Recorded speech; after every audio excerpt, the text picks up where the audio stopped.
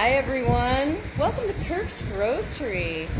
Today we're live at the Field Notes exhibition with artist Robin Earles. Hello Robin Earles, thank you for joining us today. And today we are going to really focus on the art. So we'll have Robin here with us and we'll hear her beautiful voice. But for a lot of the time we'll focus on the visuals of the art. And Robin will kind of guide us through her thoughts or answer questions you may have. Always feel free to chat in some questions when you're watching our live streams here at Kirk's, and I will do my best to convey them to Robin and get you some amazing answers. We currently have 4 people watching right now. Welcome, all 4 of you. I don't see the list, but thank you. And I'm sure you're the first of many, many, many to come. All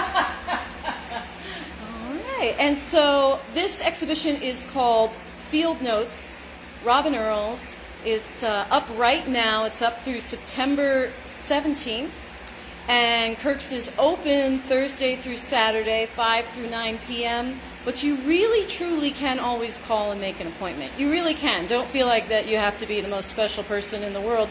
You can just say, hey, I'm available Tuesday morning. Are you guys available to open that place up? And we'll do it for you. So lots of chances, plus the exhibition is online on our website. You can also purchase work online. So Robin, we have 7 people with us right now.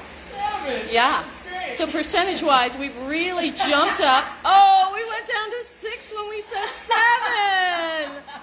Well, somebody got, maybe it was their connection, or they're shy. Are you ready to start talking about your work, Robin? You bet. Did you want to say anything before we dive into the individual pieces, or do you want to just dive into the art? Well, let's see. I wanted to say thanks. This is a great opportunity for some of you I know who haven't been able to make it here to the show, so you'll be able to see the work in the space. And I have had a wonderful experience with Shane and Mary. I've really enjoyed being here at Kirk's. They are the ones that hung the work. So it's always nice to see what your work looks like based on how somebody else sees it themselves. And I think that's part of why, if you have comments, please share them. I'm always curious about what other people think, because honestly, I know what I think already. So let's look at the work. Yeah, we're already getting a lot of thumbs up. They're floating up the screen. All right, I like that. All That's right. good. So let's go. Here. All right, I'm going to turn around. Although I will show the title card here, Field Notes, Robin Earles, a mixed media exhibition exploring the use of color and shape to describe ideas about space. In these explorations, Robin Earles uses all her highly selective abilities to align the readable and non-readable into the intuitive travels that have always fascinated her. And Robin, we have to remember to also speak about this piece on the front wall. We'll come back to that in a bit, friends, but memorize it and be excited when we return. All right. So Robin, why don't you join me over here on this wall? So I am here. Robin is here. But I would like to focus on the work. So we'll focus on the work, but you'll hear her voice. Yeah. All right. All right. So, Robin, I feel like a lot of these pieces are capturing outdoor spaces. And is this a particular space, or is it an amalgamation? What are we seeing? Well, I think what we got here is an experience that I had in Harriman State Park in Idaho. So you'll see that there is some repetition of imagery in this whole show. It's kind of based on a couple different experiences that I had over the past, let's say, 2 years. So this was in a grove of trees on an early morning, right when the sun was coming up. I was there with a group of plein air painters, and we were we were just having a wonderful time. It was a great experience. We were trying to stay in that moment, which is kind of a thread that works through a lot of this work. Is that like trying to stay in the moment as much as possible, recognizing the things that are happening around me, the way the light kind of filters through trees, or in this next piece, the door, windows, that feeling of early morning or late evening.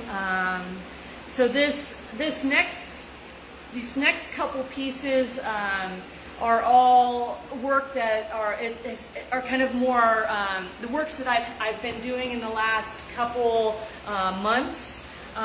This particular one is from it's probably the last one I did before the show. And what's kind of unique about this is there was something that started to happen where I was doing a lot of collaging. So there were images that I was making and then started to build larger pieces from taking pieces of other pieces and putting them together. And I've said pieces a lot. Well, that's collage. I mean, you're putting the pieces together. Yeah. And you mentioned the doorway in this piece before we came over here. Yeah, it seemed like something that another thread that kind of runs through this work has a lot to do with looking through.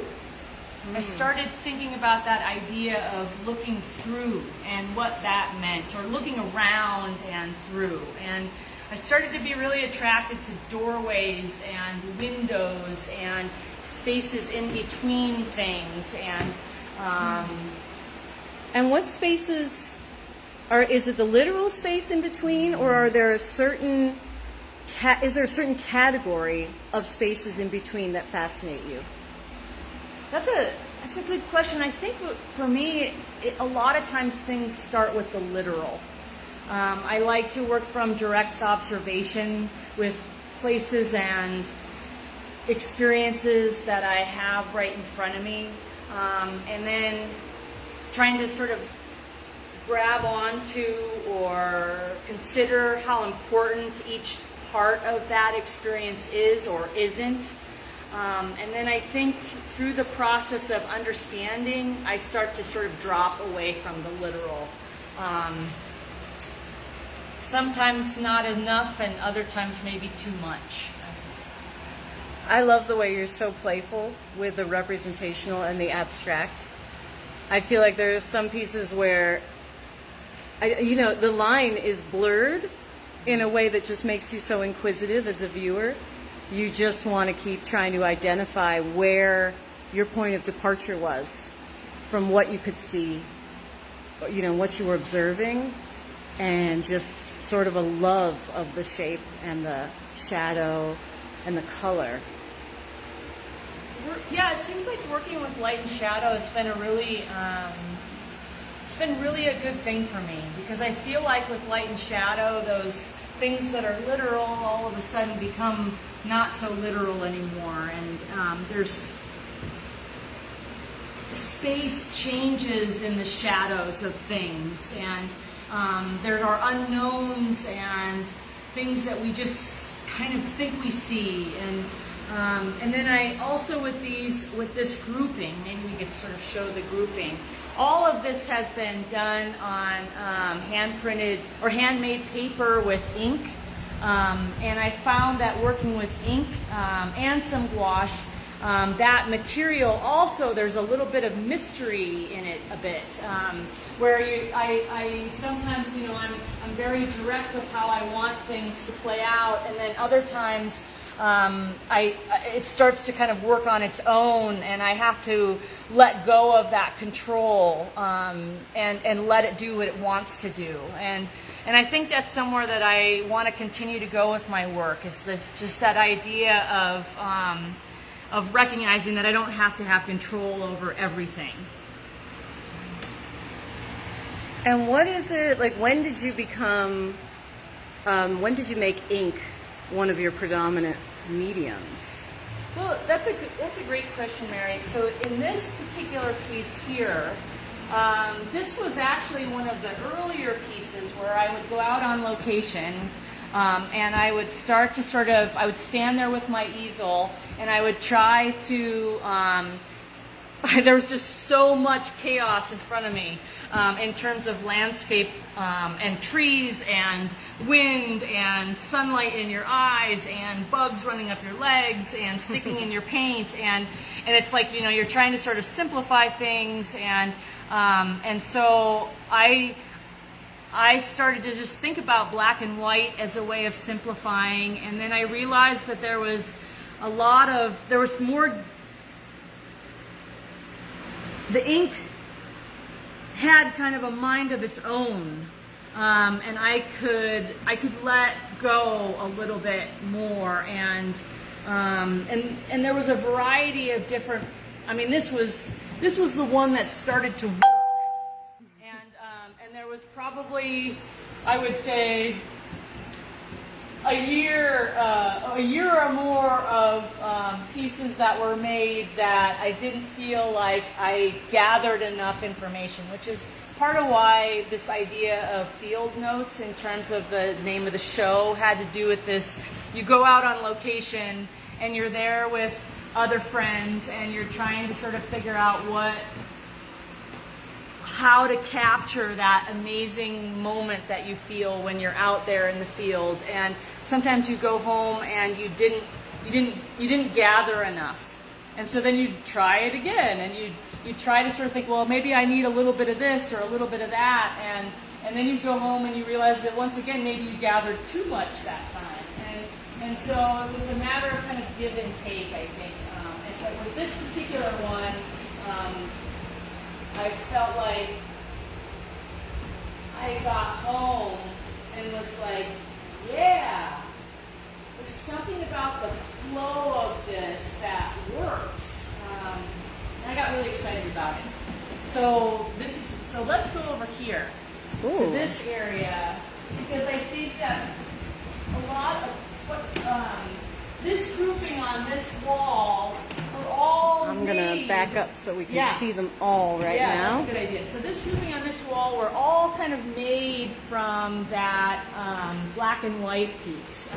The feeling that I sort of brought home with that one, I was able to continue to work with in terms of building these works later, which was something that I also had to figure out how to do, with a lot of mistakes and failures along the way, and a lot of aha moments, and then realizing that sometimes those mistakes that I made brought on a whole nother element that I wouldn't have recognized unless I had been able to sort of start to try to give up some of that control. And which one of these did you start working on first? It was this particular one right here. So this is kind of blue. And another thing that was really neat about this piece was I think I've traveled around in the art world for years with a fear of blues. I couldn't ever seem to figure out how to get them into the work. And this, I feel like, was the first time where there was this kind of blueness, that feeling of being under a grove of trees on a hot afternoon, where you get that coolness that kind of happened, probably from not overdoing it. You know, sort of recognizing what was just enough, and just letting things kind of happen on their own on the canvas.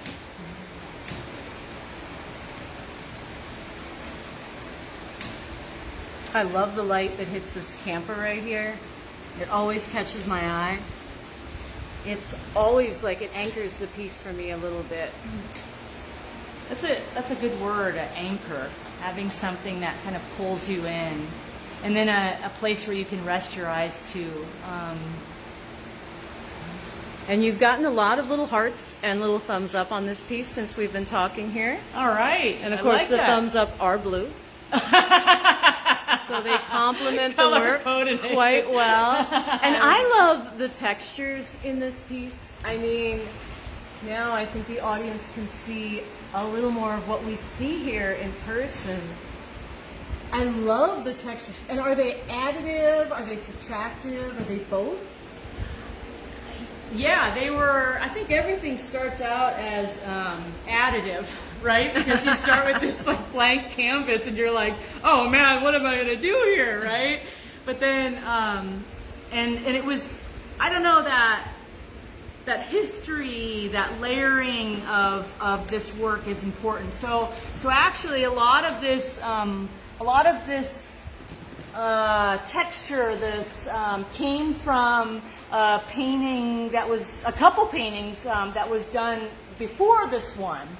And then On this surface? on the same surface, and then I kind of cut into it in different ways, and then I was able to sort of lay this next memory, let's just say, over the top of what was already there. So I think a lot about that idea of how like our experiences are these like thin layers of memories, you know, almost like onion skin that lay one over the top of the other, and we, you know, and it forms this idea of what we really remember that experience to be. So I guess that's in some ways what these paintings are. I mean, this, what I showed over here with the black and white is the literal, like, you know, direct observational stuff with, of course, you know, is my interpretation, my perceptions. And then with some of these pieces over here, the, you know, the colored ones, the ones on, these become something, you know, where you're taking that experience and you're using it to create, I guess that's all I need to say. A new memory. I mean, the memory of seeing the work, or if you own the work, the memories unfold, and it's in your midst. Yeah. So that idea of unfolding, I like that idea a lot. I think about how I can continue. Yeah, so when you're working, you know, you've got these ideas that kind of bubble up, and you think like, well, how can I continue to hold on to that one? So that idea of unfolding is important. So let's see here. So let's go to these. These are from another experience. It's actually from the experience at the Harriman Park. So you saw the direct observational piece we started with, and then these pieces were made from some other observational pieces that I did while on location.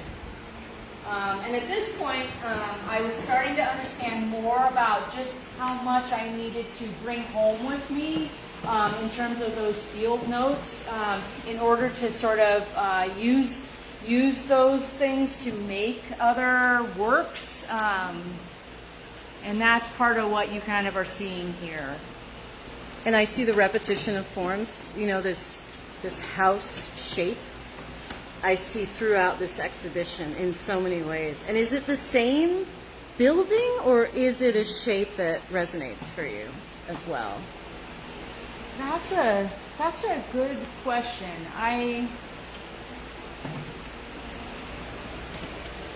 That's a really good question. It was part of that experience. And so there was something about it that was interesting to me. And I think that sometimes I don't know exactly why or what it is about it that's interesting. And so I use these works as a way of exploring, like, what is it about this thing, this particular shape or form or experience that keeps drawing me back to it.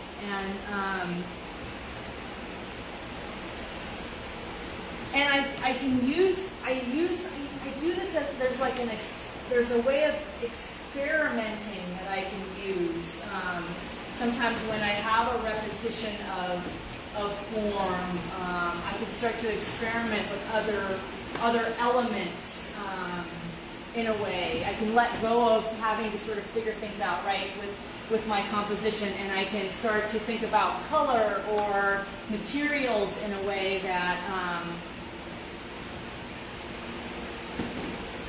I guess that interests me and keeps my fascination. Yeah, I see that when we look at these two pieces right here. Oh, shouldn't have put my hand in there though. No, that's okay. And then I think on this whole wall, when Shane and I were laying it out, you know, we were as we laid out the work, there are repeating forms, and series seem to emerge, and then you doubt yourself as to whether those pieces are actually part of the series. And so these shapes stood out to Shane and I. The shape of the trees and the shadows they cast, especially, that also created sort of a repetitive element. And then it's just, you can see, like when you look at this piece here, we haven't looked at your building blocks yet, but I see an element from the building blocks here. Mm-hmm. Then there's an element that relates to the pieces on this wall as well, that we haven't looked at in detail as much. There's a great harmony. How many years did it take to create all the work in this show? I would say I started working on this. I started working on this technique of working on location when I was at the visible vault at the YAM, which is where Mary and I met. It is. I started, trying to sort of think about like moving outside of my studio space and having these experiences, and how can I hold on to these experiences in a way and make work about them.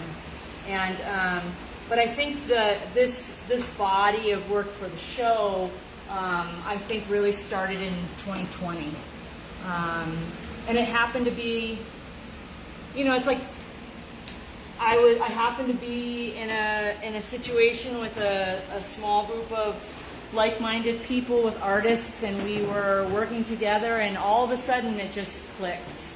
And I really have enjoyed having the work up here at Kirk's. It's really been a pleasure working with Shane and Mary. And Mary, you said something. Thank you. I love listening to how other people see the work.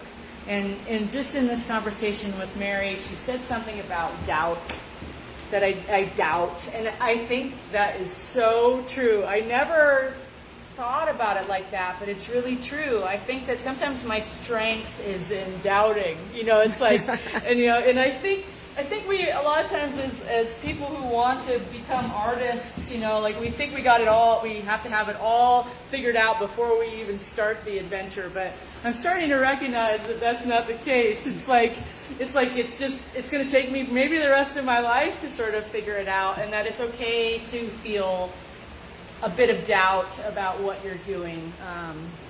And before, you talked about experiments that failed.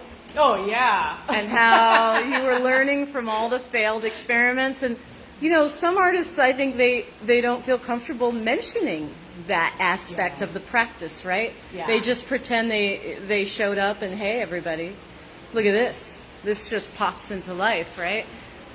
Yeah, that makes me think what you just said, Mary, is it makes me think about painting. So I've done a lot of drawing. I mean, my discipline kind of started with drawing, and it's led me into painting. But painting is, I feel, my opinion is that painting has a lot to do with hiding things, covering things up.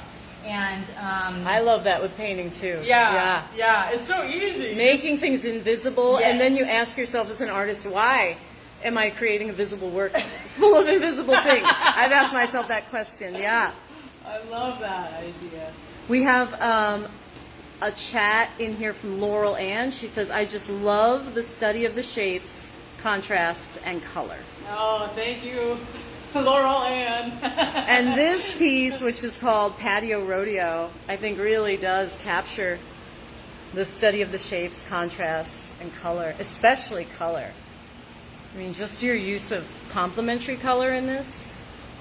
I was looking around with the camera and the blues and the oranges. really sing together in this piece. Well, I love the fact that you use the word sing, because this piece has a lot. So this is towards the end of the work that I was doing in this series, and this piece has a lot to do with those moments where you're sitting on the outside somewhere with a group of friends around, and sharing things, and music, happened to be sharing music. Happened to do. I did a lot of that in these last couple years with people. And that idea of patio rodeo had to do with that sharing, song lists and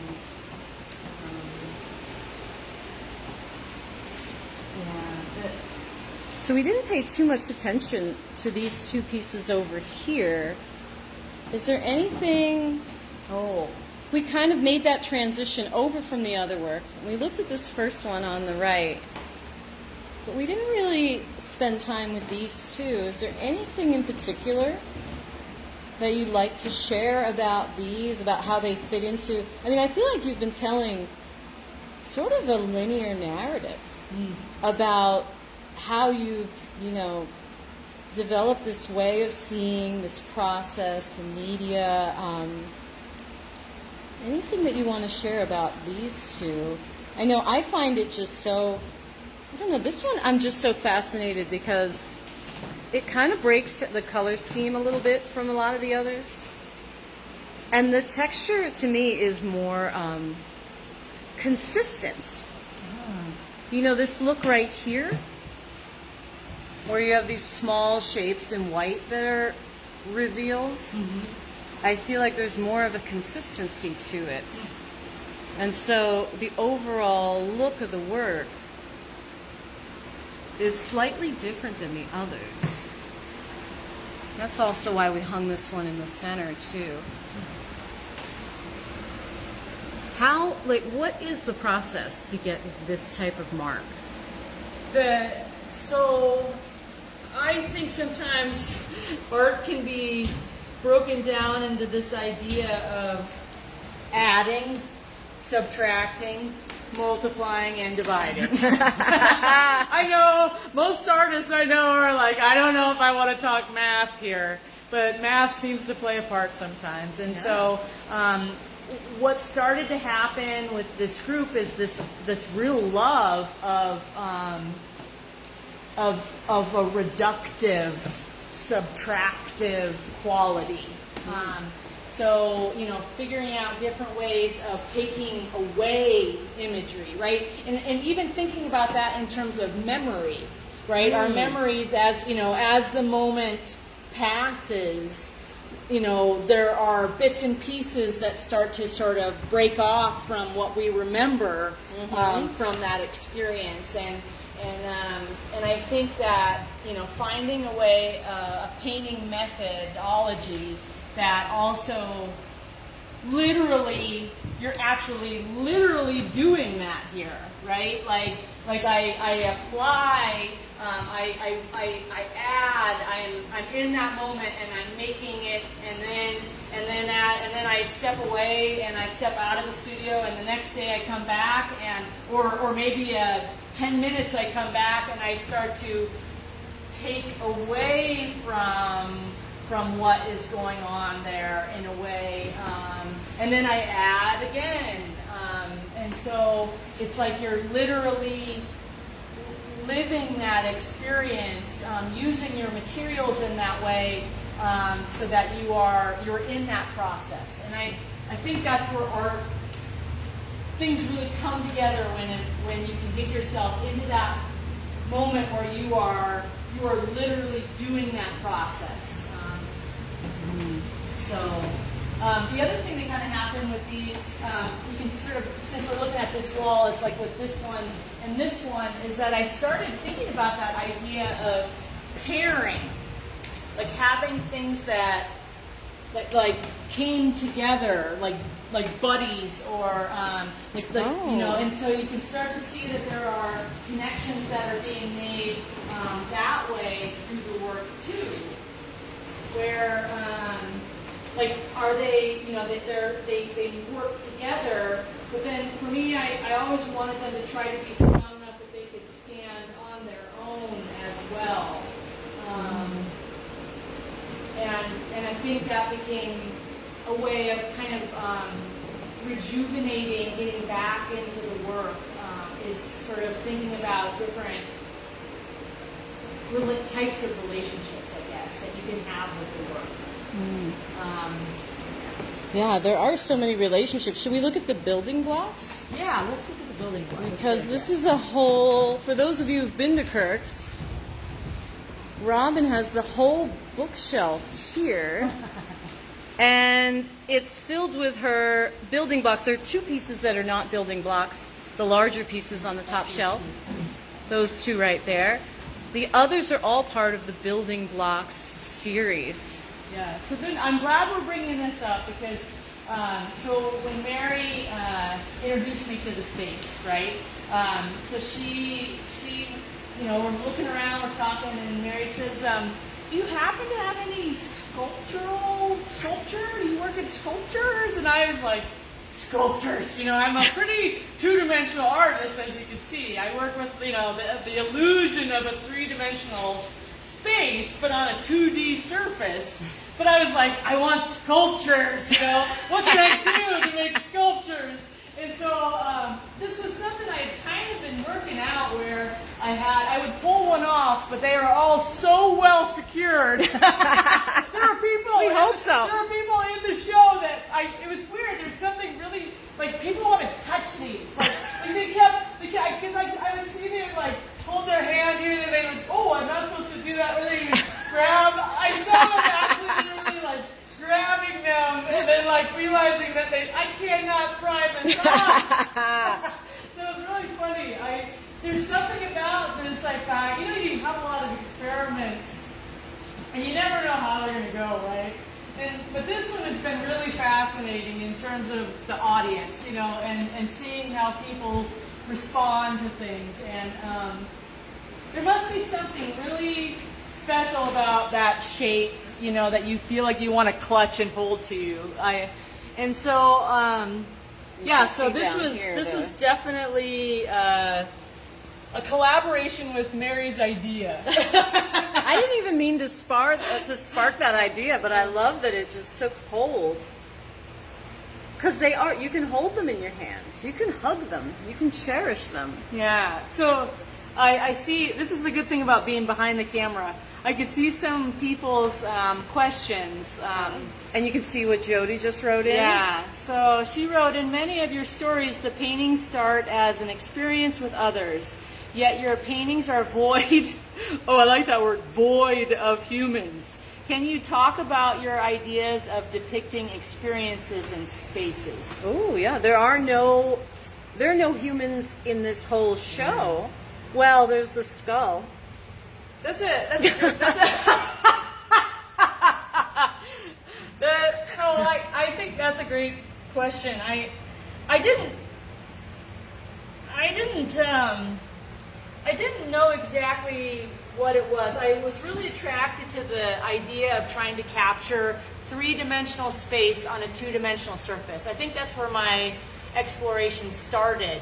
But what I have found only through having the courage to share the work and hear what other people think about it or feel about it is that I realized that part of what happens with this work that I just love is that when there isn't another person and when the work is on the edge between not being so specific but then being specific enough that the person sees something, they translate their own thought about that space, or they put themselves in that space, and they have stories about that, which I think is really interesting. We've just had a malfunction where I flipped the camera. I'm sorry, everyone. There's Mary. There's Mary. Not the best shot of Mary. It's Mary befuddled. I'm sorry. So so we've just literally put a person in the space. We did just put a person in the space. Yeah, and what happened, right? What happened? You started to just look at Mary. Before, you were probably possibly imagining yourself in those spaces, some of you.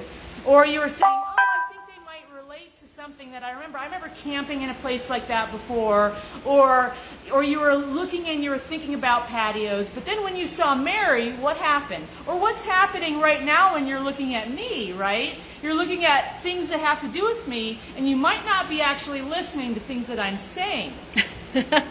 So let's flow this back. So let's say, for instance, on this one, right, where I was standing here during the reception, and someone, a person came and we were talking about this piece, and they said, this piece reminds me of Hawaii.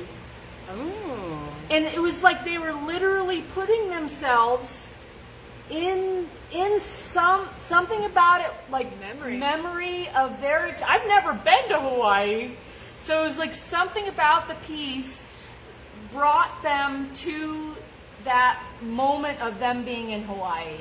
And I thought, like, wow, that that's really fascinating to me. So the universal aspect of space and color and light and memory all combined. yeah. And I also find that what I've also learned is that sometimes when I'm too specific about this place that I was at when I was making the work, then somebody else comes up and they might have a whole nother take. Like, they might see some other place, and when I'm too specific, they start to think like, oh, well, maybe I'm wrong. Yeah, that's interesting. When the artist speaks, people think I'm wrong. Right? Yeah. And so I find that Mary and I had a conversation even before this started where I was like, I don't really want to say a lot, which obviously you can see what has happened. I think we're all happy that you had a lot to say. But I feel like the more I reveal about what I see and what brings things out in me, the less work you do. Mm. And I think, honestly, this is my work, and I want to hear what other people say. So, yeah, and this piece, it's funny. A lot of people look at this piece, and there's something different in the box for quite a few different people. And then if they talk to each other, then they have a conversation about, oh, that's not what I saw in that box at all. Yeah. So there were, I think that's a great point, Mary. Like, there were people at the reception that didn't know each other, and they were standing side by side and saying, like, I see this, or I see that. And then they would, like, get into this conversation about exactly what they saw, and all of a sudden they were having this, this moment, this experience, together, which, if they'd seen each other at the grocery store, they probably wouldn't necessarily have that moment. So, you could ask yourself, what do you see in there? But I don't want to be the person to answer that, right? You create the visual experience, that visual entry point, but then verbally you don't give it away. Yeah. What your thoughts were. So let's. I think we're probably getting to a point where we're. I don't know. Are we almost at the hour? I said, of course, like, let's do just 20 minutes. We're just about at 45 minutes, so maybe I'll just show the audience these pieces on the shelf. These are part of the Building Blocks series as well. And as we said before, you can see really well with the white, they are like a block.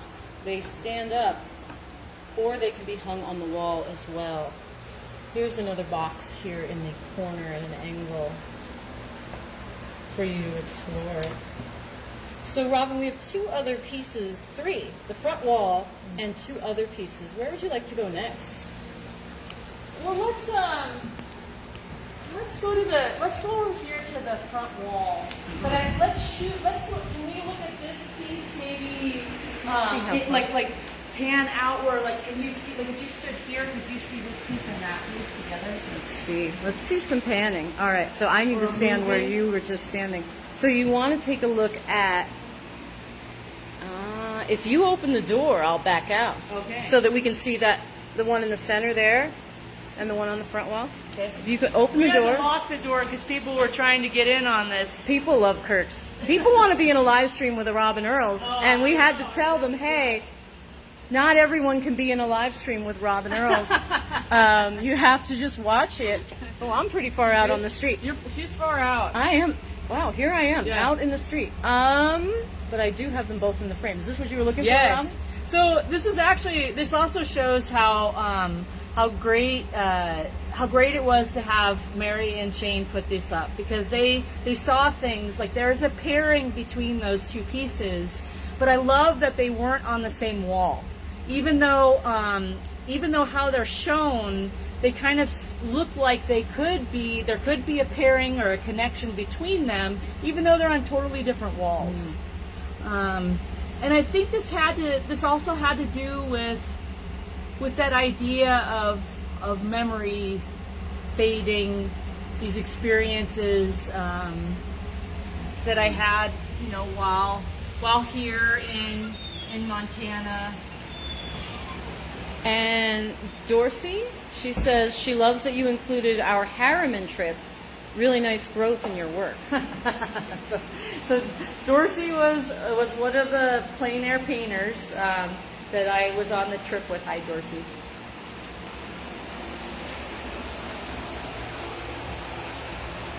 And here we can just see more of those details. This is the largest piece in the show.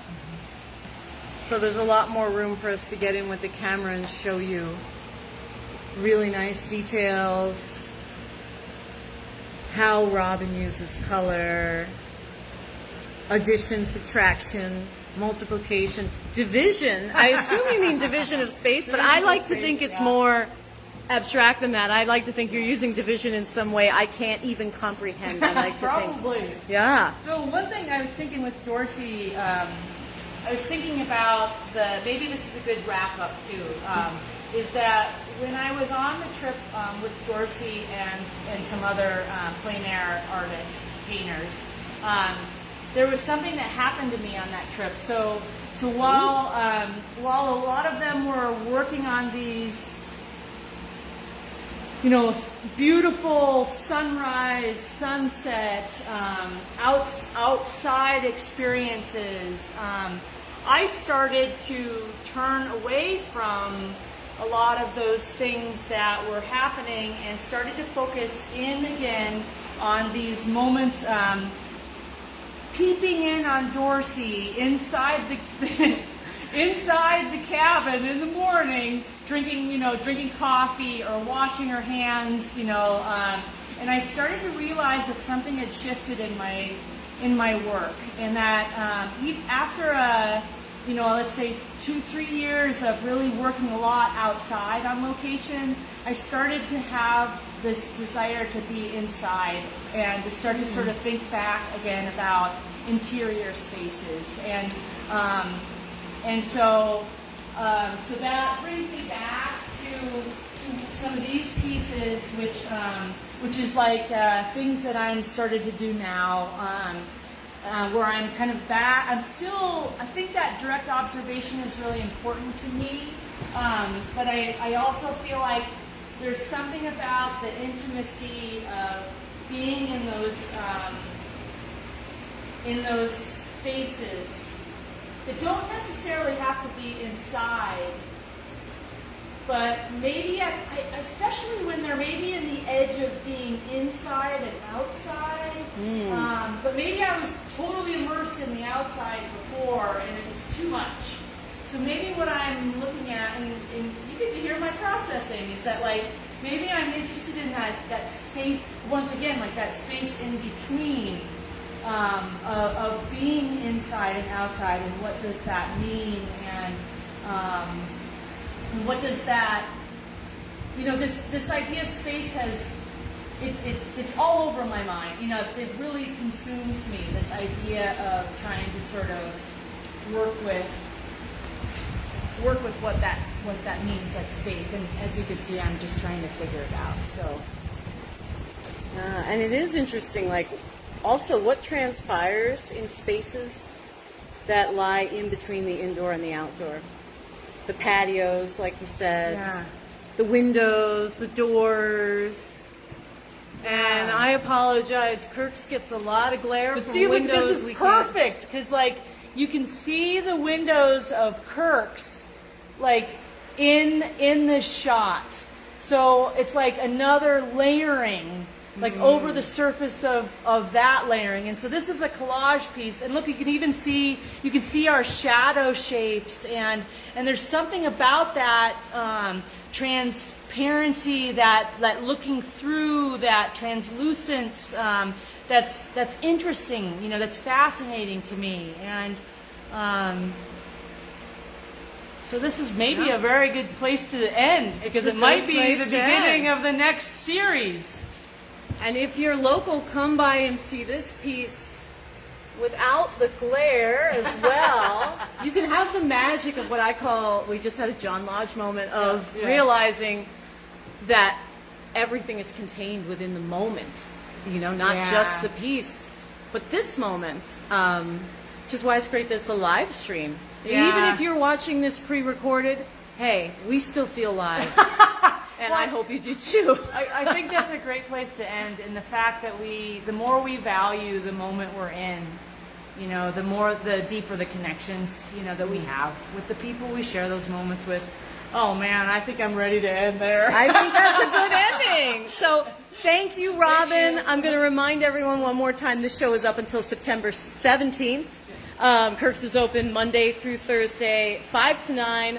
Also by appointment. Also, the entire exhibition is on our website, kirksgrocery.com. You go under artists, you can choose field notes, and it's all there. It's all for sale. It's all able to be zoomed in on and enjoyed. So thank you to the people who are live with us today. Thank you to Robin Earles. She has some camera fatigue, and we'll just end this on the title wall and say, come on down to Kirk's, and have a great night, everybody.